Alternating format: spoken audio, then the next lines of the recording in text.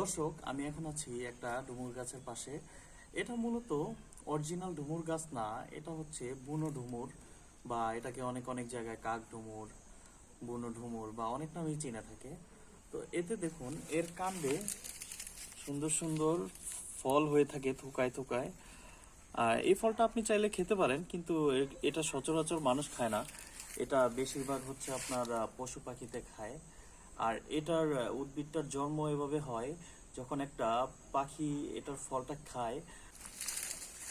এর পাতাগুলো ফ্রিজ কাগজের মতো খসখসে। আহ, এটার উপরে একটা ঘাস ফড়িং বসে আছে। আহ, এই পাতাগুলো আপনার হচ্ছে গ্রাম অঞ্চলে মাছের আঁশ, যেমন পাঙ্গাস মাছ, শিং মাছ, এরকম টাইপের মাছের আঁশ উঠানোর কাজে এই পাতাগুলো ব্যবহার করা হয়। ফ্রিজ কাগজের মতো মাছের উপরে ঘষা দিলেই মাছের আঁশ উঠে যায়।